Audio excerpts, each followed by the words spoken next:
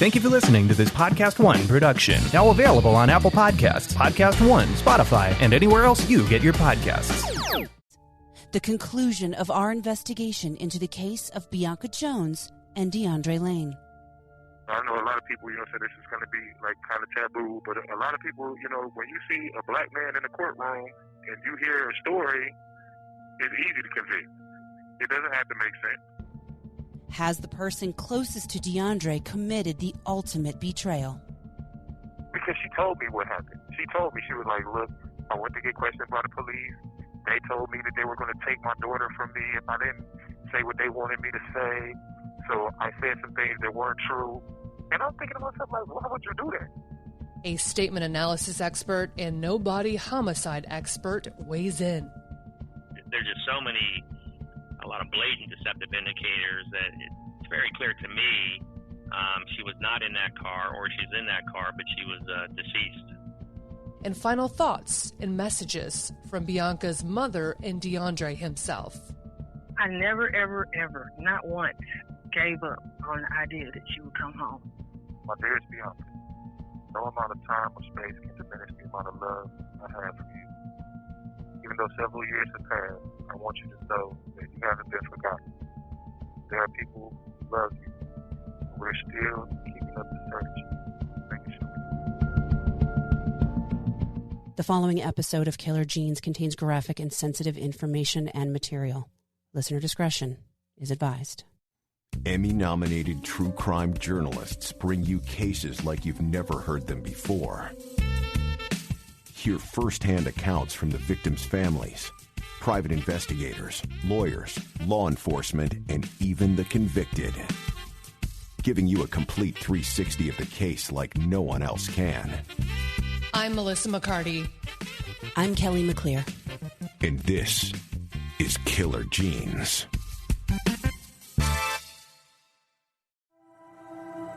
DeAndre Lane is convicted of the murder of his 2-year-old daughter Bianca and is sentenced to life in prison without the possibility of parole. DeAndre says he was a victim of a carjacking with Bianca inside.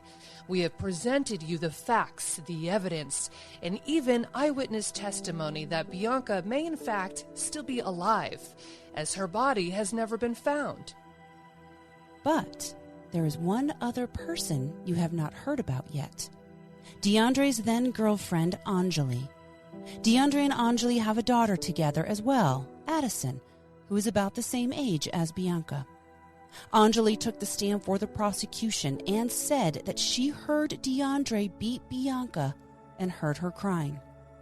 It was this testimony that the prosecution used to corroborate the cadaver dog handler's findings. But not all is what it seems. So you're put on trial for the murder of your 2-year-old daughter, Bianca. What was the most shocking, disturbing, upsetting testimony that you heard? It was the testimony of my daughter, Addison's mother, who was my girlfriend at the time. Because she told me what happened. She told me, she was like, look, I went to get questioned by the police. She was like, and I talked to my family. My family told me to tell them whatever I needed to tell them to get me out of trouble, to make sure me and Addison were safe. They told me that they were going to take my daughter from me if I didn't say what they wanted me to say. So I said some things that weren't true. And I'm thinking to myself, like, why would you do that? Like, you didn't do anything. What reason would they have to arrest you? She's like, well, they said that they will charge me with accessory if they found out that you did something that I didn't tell them. So I told them what they wanted to hear. Now here it is. This is the woman that lives in my house. This is my girlfriend. You know what I'm saying? This is supposed to be the woman that we're talking about getting married and stuff. You know what I'm saying? This is the mother of my daughter. Why would you do something that would be counterproductive to me finding my daughter, me or the people out there? You know what I'm saying? Finding your daughter's sister. Like, why would you do anything that would be counterproductive to that? Well, and DeAndre, I would also like to state for the record that I've had conversations with Anjali, and she did tell me that she was coerced into giving a false statement. And the fact is that she heard Bianca that night or the early morning hours. She full on admitted to me. So I just want the people listening to this to know that this is not just a one side of the story, of you just, saying these things, that she told me these things as well, that she was coerced, threatened with the removal of her child if she did not cooperate with the investigation and say that she did not hear Bianca alive that night. So I'd like to just let people know that she told me that was a fabricated statement. Right. She even says, she tells him, she's like, I heard her that morning when he was getting her up, you know what I'm saying? I heard her that night, They told her if she changed the statement that she made at the investigative subpoena, that they would charge her with perjury. So here you are further perverting justice. Yeah. You threatened the person to give the statement you wanted to give. Then you threatened them with perjury if they changed the statement that you threatened them to give. And her not knowing anything about the law, she's scared. You know what I'm saying? I'm upset with her because she would do something like this and how much it is done negatively, against my family and all that. But I understand that she was scared. DeAndre's defense attorney, Terry Johnson, understands the significance of Anjali recanting her testimony. They have nothing. Much like they have less than nothing because they had nothing to begin with. They have nothing but the girlfriend, his girlfriend, who basically said, I heard him spank her the night before she died. The only thing that's interesting about that is no one talks about the fact that the girlfriend has has recanted her statement. And there was a situation where it was being implied to her that if you don't testify a certain way, you have other kids and Child Protective Services may be called. Now, I want you to think about that for a minute, and I want you to think about two different women. I want you to think about the first woman, the mother, who also has other kids, but stands by DeAndre Lane because why? She knows nothing that DeAndre would do would ever harm their daughter. But you've got another mother who basically says, geez, I've got to protect my kids, so I better say what these people want me to say so that I can keep my kids. And if you look at the difference between the two, who would be more credible? Would you have the mother and Bianca Jones come forth who's lost a child, who's saying, this man never did it and y'all need to go find the people that did, or the girlfriend that he was currently living with, who was basically told, you got other kids and you really don't want Child Protective Services fishing around you. Who's got the motivation to come to the stand and not tell the truth? Even Bianca's mother, Pinky Jones, doesn't understand Anjali's words and actions. The woman came to me and spoke to me on it the day she went down there and opened her mouth and spilled out that whatever. She came right back, left the courtroom and came directly to my house to let me know I just went down there and lied. Why are you telling me? Tell them. Oh, I'm afraid. Bottom line, she was afraid that it would blow back on her and people would be mean to her or she would get in trouble. And I'm like, what do you think is happening to me? There were other people that witnessed her prior to the trial say that she lied about what she said to the police. Because everybody that they talked to, nobody would ever say that they ever saw me or ever would think of me doing anything like that. Anybody who knows me knows when it comes to children, period, not even my own children, but any child, I'm very overprotective. I don't play no games when it comes to that. I'm not, that's just something I don't deal with. I don't deal with anybody abusing or mistreating a child in any kind of way. Like I've said before, I believe in discipline, I believe in rearing, I believe in teaching, but I don't believe in abuse or anything like that. Never would I do anything like that. And anybody who knows me knows that. If Anjali told the truth on the stand, would DeAndre have even been convicted? Well, we may never know. I reached out to Anjali again, but received no response back. Anjali appeared on Crime Watch Daily a few years ago and told the real story, that she lied on the stand. But it is not known if the Wayne County Prosecutor's Office was or is looking into it. And speaking of lies, we wanted to get a different perspective on this case. A perspective from someone who doesn't necessarily need all the facts and evidence to determine if someone is telling the truth or not. Mark McClish is a retired supervisory deputy with the U.S. Marshals Service. During his 24 years there, he did studies on deceptive language and developed the techniques to detect deception in verbal and written statements. His exclusive techniques are the focus of 2 books: I Know You're Lying, Detecting Deception Through Statement Analysis, and Don't Be Deceived, the definitive book on detecting deception. We asked Mark to review the interview that DeAndre did with the Detroit Police Department after Bianca's disappearance. But first, he tells us how his techniques work. Can you run through some of the verbiage, the catchphrases that untruthful people use? Yeah, there's some unique words that I tell people to listen for, and I call them unique because deceptive people like to use these words. And one of it is the word never. It's important to remember that the word never does not mean no. Therefore, you cannot use the word never as a substitute for the word no. But deceptive people, will often do this. Did you have a gun when you went to his house? I never had a gun. Well, because it's a negative word, it often fools the interviewer into believing the person is giving a good denial. But it's a very poor denial, because by saying I never had a gun, what they're talking about, the word never means not ever. So they're talking about their entire lifetime. Well, I didn't ask you about your entire lifetime. I asked you about this specific date, this specific house. Did you have a gun? And so when people use the word never, that light bulb in your head should turn on. You'll take a closer look to see how they used it. If they used it in lieu of the word no, it indicates deception. But you can't use the word never as a substitute for the word no. And we see this, quite a bit. Another unique word I tell people to listen for is the word just. Now, there are several ways you can use the word just. But most of the time when you hear the word just, the person is minimizing things. And when they're minimizing their actions, it's an indication that perhaps they've done more than what they're telling us. Most of the time, you don't need the word just. For example, I just went to McDonald's and came home. Well, the better sentence would be, I went to McDonald's and came home. But by using the word just, they want us to believe that's all they did. Now, it might be a time issue. If it was just 5 minutes ago, that's more acceptable. But it's an indication of withholding information, which is pretty obvious. I mean, we don't know what McDonald's they went to, what time they left, how they get there, walk or drive, what route they took. So there's obviously a lot of information that's missing from that simple statement. But we're listening for, the use of the word just.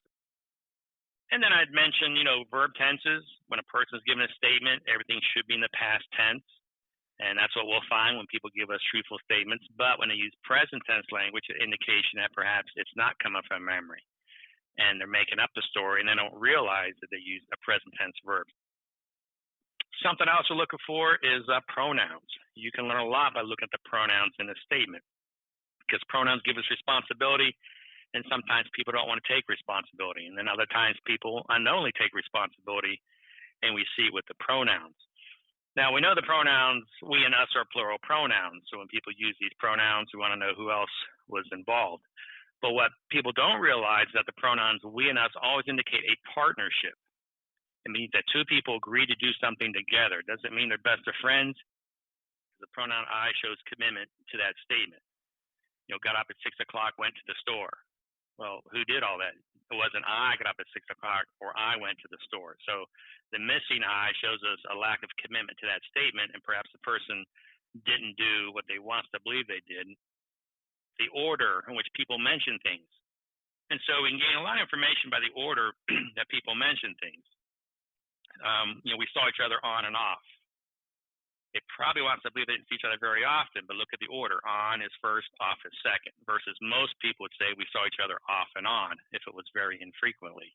And so sometimes we can gain some additional information. We can detect deception, by looking at the order a person mentions things. So those are just a few things, we want to look for when we're analyzing a statement.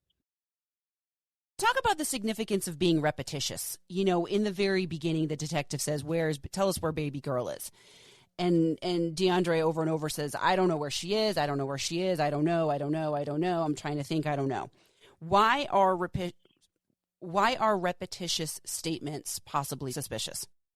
Well, they're suspicious because why is the person saying this over and over? Is it an effort to try to convince us they're being truthful when they're not? So that's what we're thinking about. I mean, truthful people usually they'll just put it out there.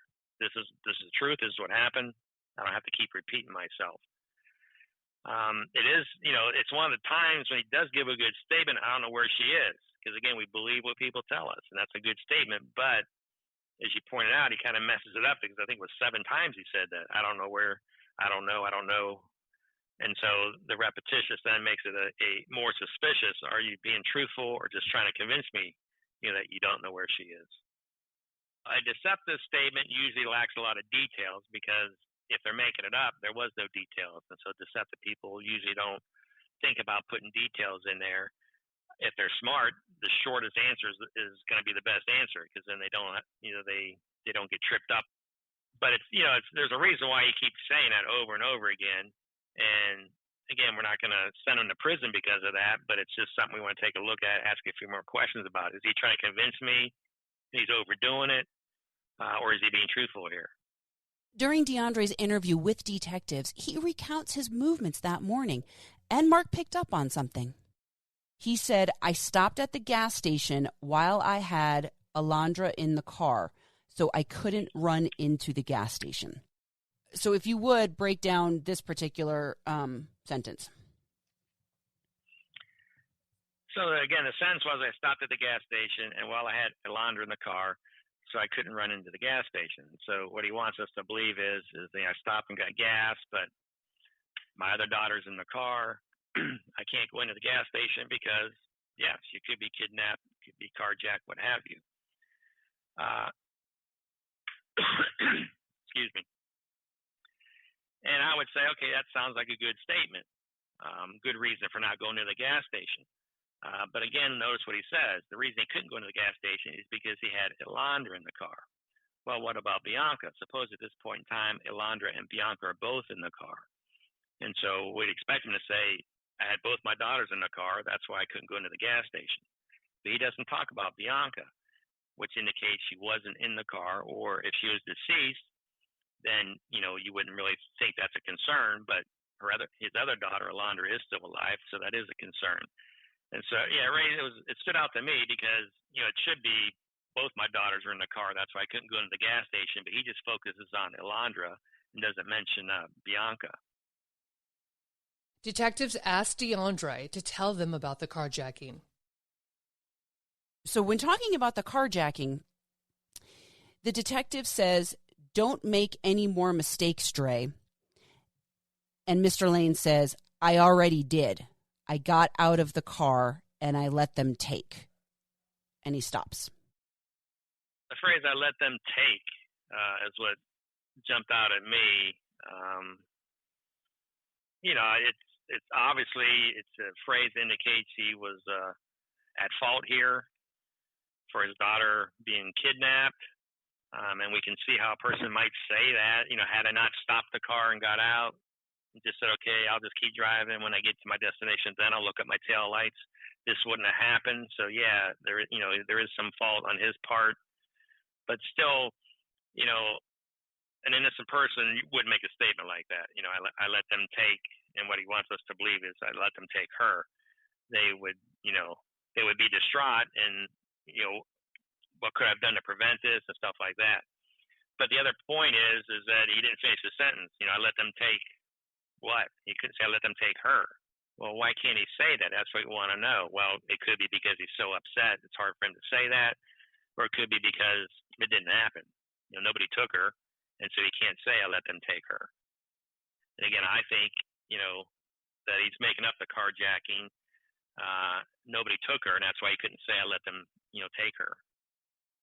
And then another concerning section was, I told y'all everything that happened. I don't understand why. I'm truly telling y'all everything, how it happened. I swear I'm telling you everything, how it happened. Yeah, again, we have him using some words to indicate untruthfulness, truly, I swear. And what we're looking for there is how often does it appear. Some people have a habit of using those phrases all the time. as I mentioned earlier, if the subject senses the interviewer doesn't believe him, that may cause the subject to start using these phrases then, because they are being truthful and you're not believing me, so I have to kind of emphasize it now that I'm being truthful. And so it's still definitely a red flag. Take a closer look at it. But it could be he used those words because he knows at this point in time they're not believing his story. And so he feels like he's got to put it in there. Then again, he could be putting it in there because he's trying to convince them that I'm being truthful, even though he's not being truthful. And then following that, DeAndre Lane says to the detective, "I don't blame y'all for accusing me." What does that say to you? It's a statement we don't hear very often. It's a very unusual statement. I don't blame y'all for accusing me. Well, why is that? Is it because of the way I'm acting? Is it because of my criminal history, my past? And so, that's what I would ask. If he made an utterance like that, I would say, well, why do you feel that way? The word blame concerns me because is that showing a sense of weakness maybe, or guilt, or I'm not blaming you because I did do this? Does that make sense? Yeah, it is troublesome, the word blame. We don't really have a confession here in this statement, but it's just an odd statement to make. Most people wouldn't make it. There's a reason why he said it, and again, it might be because he just feels like he's, the finger's being pointed at him based on his background, his race, and other officers' comments about him. Earlier in the interview, as DeAndre is telling the detectives about the night of December 2nd, morning of December 3rd, Mark points out a possible clue that DeAndre is showing deception. You brought up the significance of using numbers, and DeAndre used a number when referring to what time he put her to bed. Can you explain? Well, as I mentioned earlier, when deceptive people have to come up with a number, they will often use the number 3. Now, not always, but if you hear the number 3 or any use of the number 3, as in 30, 300, 3,000, you just want to ask a few more questions about to see, is it an accurate number? Now, if people don't know the number, and I see this all the time, even on television, if they're just estimating, they'll use the number 3. Oh, it's 3 minutes ago or 30 seconds ago or 3 hours, what have you. Not being deceptive, but they don't know the exact number. And so when Lane talks about, he says, I put her to bed, not with me, I put her to bed about maybe 3:30.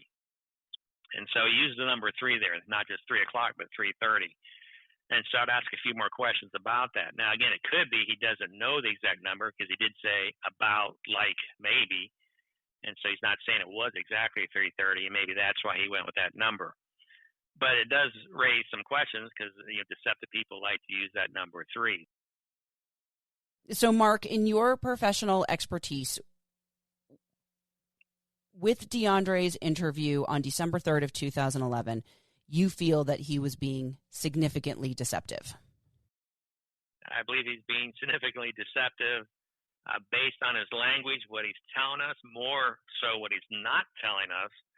I believe that Bianca died probably the night before. I'm not sure how, if she fell out of bed or he did something to her, but that when he put her in the car that morning, she was already deceased. He covered her up with a blanket. He never uncovered her. He wants us to believe he did, but he didn't.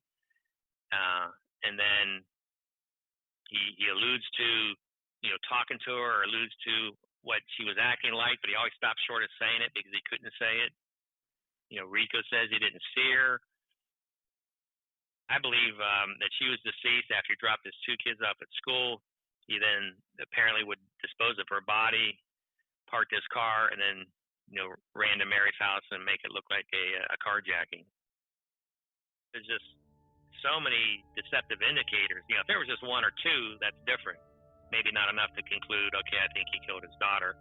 But there's just a lot of blatant deceptive indicators that it's very clear to me she was not in that car, or she's in that car, but she was deceased.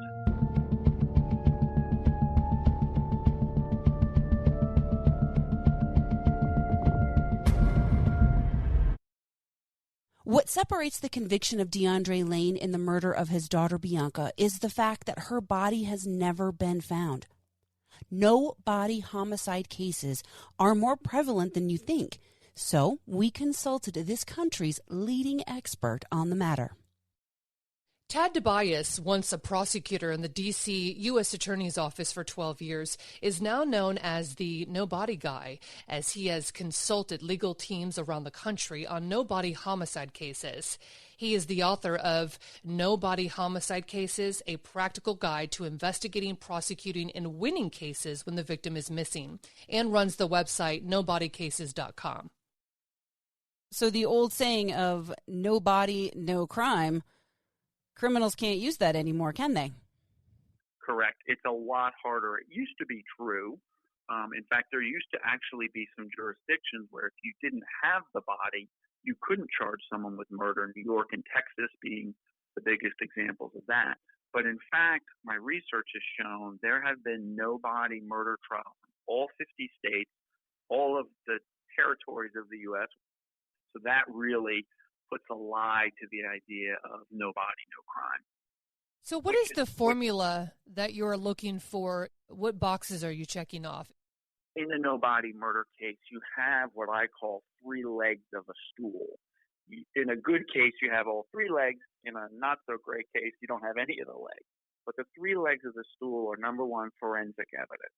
So that's DNA, blood, hair, fiber, fingerprints. It could be computer forensic evidence, cell tower information, some type of recordings, information from a cell phone that tells you who the people spoke to.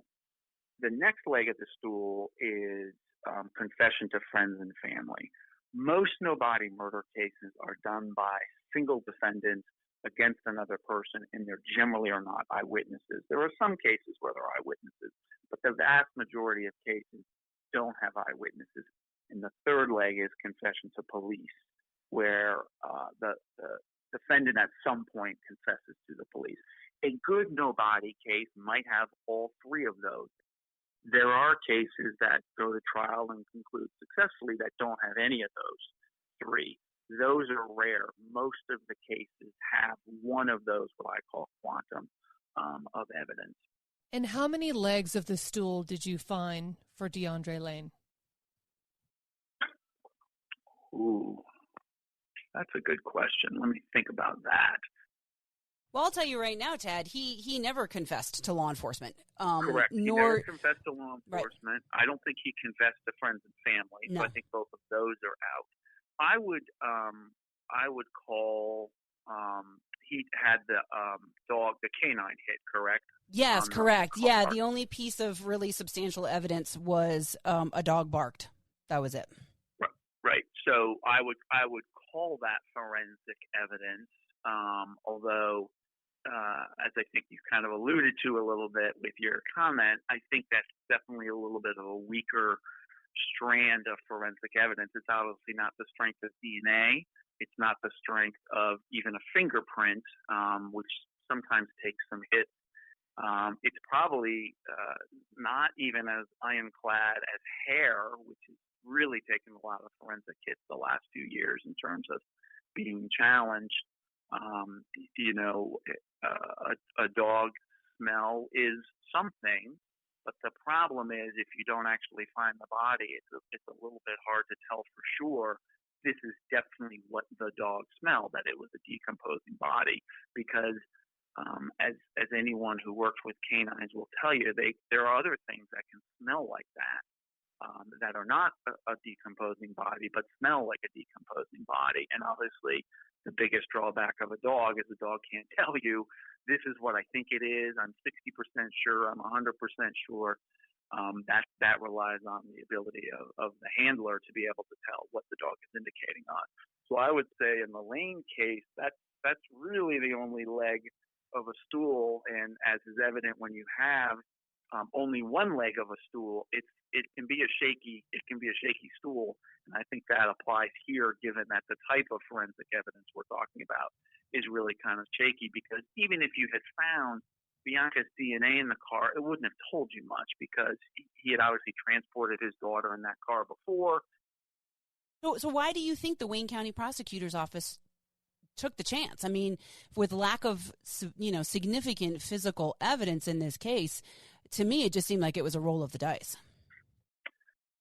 I will say all prosecutors really have to be convinced that they have a better than 50% chance of winning a case, which means proving it beyond a reasonable doubt. That's kind of an ethical obligation that I know applies to federal prosecutors. I assume something very close to that applies to state level.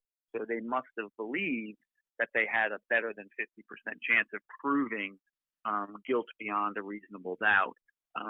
All I can say is if I look at this in the pantheon of no-body murder cases, it's definitely on the weaker side of evidence. Were you surprised that the one leg they had for trial ended with a conviction? I can't say I'm ever surprised because I think every jury trial is different. And I try to be very careful about relying on just what I read in the newspaper. And sometimes you don't necessarily know everything that happened at a trial. So I think I have to be cautious about that, particularly on the case that I was not involved in and did not work on. All of that said, this is definitely a weaker no-body murder case than a lot that I've seen. I remember thinking at the time, like, ooh, boy, there's not a ton of evidence here. This isn't a huge, this isn't an overwhelming case, which is rare because for the most part, no-body murder cases have an 88% conviction rate, which seems very counterintuitive because we spend all this time telling people these cases are difficult, it's hard to get a conviction. So, of course, you say, well, wait a second, Tad, why is it 88% when your run-of-the-mill murder case is about 71%? So a no-body murder conviction is significantly higher than a regular murder conviction. And that's because prosecutors, and to a lesser extent police, only take a strong no-body murder case to trial because the defense is so obvious if you don't have a strong case. And it's either, this person isn't even dead. How do we know he or she is dead? And two, if we even concede the person is dead, you don't have enough proof to show my client did it. So it is rare to see difficult no-body murder cases, go forward to trial.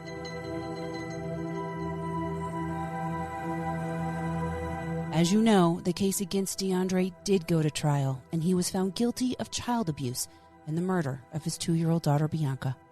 He was sentenced to life in prison without the possibility of parole. Well, tell me what that moment was like to hear you being found guilty of the murder of your 2-year-old daughter, Bianca. I mean, it was heartbreaking, and I did everything I could to stay strong in that moment because, like I said, I didn't want to show weakness. I didn't want them to feel like the prosecution or these people who were lying on me, I didn't want anybody to feel like they had defeated me. But it literally killed me inside because I know that this wasn't right. And I know what this meant, I know what my conviction meant that nobody was going to be out there looking for me. My conviction meant that they could just square this away and put it in a box somewhere and leave it there. And nobody was going to actually be searching for the truth. A lot of times it's not about what's right or what's wrong in the legal system, especially for somebody like me. It's about another conviction. And I knew that that's what was going to happen if they found me guilty. And when they did, it was just like a feeling of hopelessness because we're still trying to find somebody. You have 1 minute remaining. We know she's still out there, and we want her to come home. And them trying to be guilty hindered that. Okay. It was heart-wrenching. It was painful. Like a part of me broke inside, but I couldn't express it. I couldn't show it.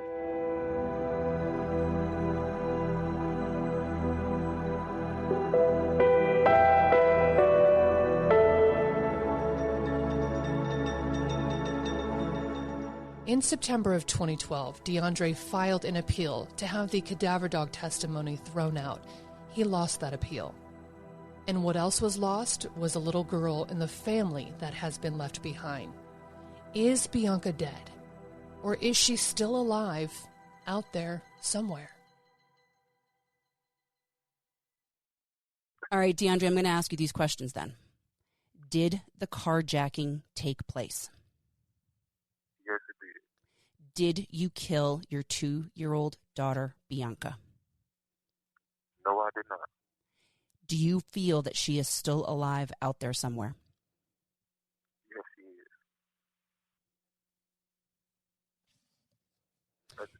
I know it. It wouldn't be any reason for them to take her if they weren't trying to keep her. So what do you think happened to her? I feel like she was abducted. I feel like I was targeted and she was abducted.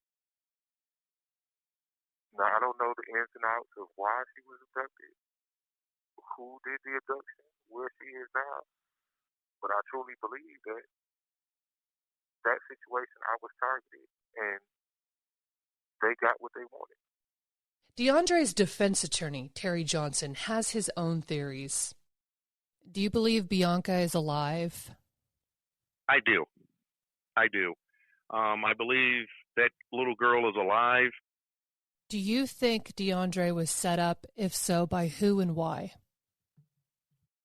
I have my theories. I prefer not to go into it at this point. I think that he was set up, and I think things just went wrong after the police and everyone else were involved. I believe he was set up, and he didn't know he was being set up at the time. I've gotten several tips that I've followed up on myself. I do have a few theories. I firmly believe that, Miss Jones, Miss Bianca Jones is alive, and I pray that she surfaces some way, somehow, and I'll be the second happiest man on earth, I promise you, once Mr. Lane gets out of prison for this. DeAndre's nephew Travion also believes Bianca is alive, and he has a message. My message is simple. If anybody knows something, if they know anything significant about this case or about Bianca, they know anything, can they come forward? Can they, help us? We got an innocent man in jail right now, and man, our family, man, we miss him, and I miss my little cousin. We need some closure, and I pray that we can get closure from all of this, man. I know in my heart, I know that my uncle's innocent, and I just pray that we can get this word out there, and whoever knows something can come forward. Nikki Gibbs is no longer with the Detroit PD, but she continues to help DeAndre and his case in any way she can. In your heart of hearts and in your law enforcement experience, do you firmly believe that you saw Bianca Jones alive 10 days after her abduction? And do you believe that DeAndre is innocent of her murder? I firmly believe I saw Bianca Jones 8 days after her supposedly death. And I firmly believe DeAndre is innocent. I would not be talking to you. I mean, I would have let this go, but this have been embedded in my heart since 2011. You don't let something go when you know there's an injustice in our system. I wouldn't have done that. I put myself on a line. I truly believe Bianca's alive. For Pinky Jones, since 2011, the days have run into months, the months into years. And there is not only one person missing in her life, but two. The man she has known since they were kids, and the daughter they have together. And you firmly believe that DeAndre Lane is an innocent man serving life in prison. I know it. I know it. I know it. With everything in me, I know it. I know this is injustice. I know it. I know it happens all the time, every day, to people all over the world. And a lot of times people go their whole life and they never see it rectified. They never see justice done. They never see right, wrong And I just hope so hard that this is not the case for us, that we one day will get the chance to vindicate ourselves, to stand there with our daughter and say, see, we loved her and we never stopped looking, and she is home with us where she belongs.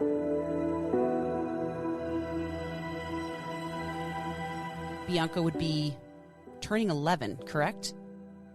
Yep. If she is out there, and either she's listening or somebody she's with is listening, what message do you have for Bianca right now?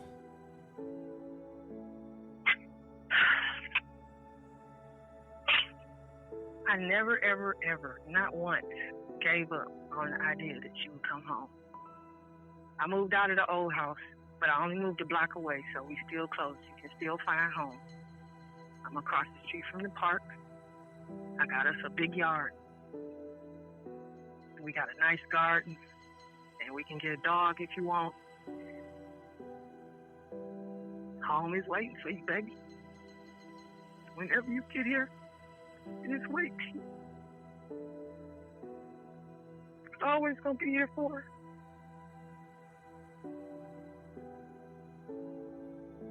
Always. Because I want home to always be here for her when she comes home. Whenever she get home, I want it to be here. Okay, so let's run down the list, DeAndre, right? Let's run down the list, okay? You've got your nephew, Travion, that says Bianca was alive that morning. You have Damien saying he saw her alive that morning, and he said he is 1,000% sure it was that morning. Then you have Ms. Gibbs, who saw her 8 days later. You have Mike Salisbury, who claims to have seen her, 8 months later? You have Anjali, which was supposed to be the corroboration for the cadaver dog, recant her statement. Your clothes have no scent of decomp on them. So if you were supposed to be transport body, where is that scent? And remember, the prosecution, according to the prosecution story, is that I beat my daughter bloody. So there's no smell of decomposition, and there's no blood or anything like that on my clothes either. And these are the same clothes that I was wearing that night. You have a ski mask that was found and never tested. You have no fingerprints in the car anywhere, and you have different shoe prints, that were walking away from the vehicle than the ones you were wearing that morning. Right. Yep. Why do you think the jury convicted you? I mean, honestly, and this is, I know a lot of people, say this is going to be like kind of taboo, but a lot of people, when you see a black man in a courtroom and you hear a story, it's easy to convict. It doesn't have to make sense. You know what I'm saying? A lot of times this happens. Often than a lot of people care to admit. And nobody cares at the end of the day. It happens all the time. For DeAndre, who spends his days at the Michigan Department of Corrections, he has missed weddings, birthdays, and the deaths of loved ones. But what he misses most is his daughter, Bianca. DeAndre wrote a letter to Bianca if she's listening. My dearest Bianca, no amount of time or space can diminish the amount of love I have for you. Even though several years have passed, I want you to know that you haven't been forgotten. There are people who love you, and we're still keeping up the search, making sure we do everything to keep this event relevant and in the minds of the people. Someday soon, you'll make it back to us. I can only hope that wherever you are, you're safe and being taken care of. Even though we have many fears about the circumstances of your abduction and disappearance, we have faith and love. That faith and love keeps us hopeful. I have so many things to tell you. There are so many milestones that we've missed, and countless others still to come. Dream of you often, and in those dreams, we are back at home together as a family. You're my beautiful, happy daughter, and I'm the overprotective father. Your siblings miss you as well. They're always asking about you, and want to do whatever they can to bring you back home. Just the other day, your little brother was telling me how he's going to be a police officer and a judge so he can make people look for you to bring us home to a love more than you know. Words can never express how much we love and miss you. They can never express the pain we felt you were taken away. And they won't be able to express the joy that we'll feel when you're finally back home. I love you, baby, now and forever. Pinky has created a change.org petition. She and DeAndre are asking the governor and attorney general of the state of Michigan to review his case and overturn his conviction. With the help of Miss Nikki Gibbs, Pinky and DeAndre have submitted the case to various innocence groups and organizations, hoping for any kind of help. Attorney Terry Johnson continues to follow up on leads as they come in. And Pinky always does a double take when she sees a young girl that could be Bianca.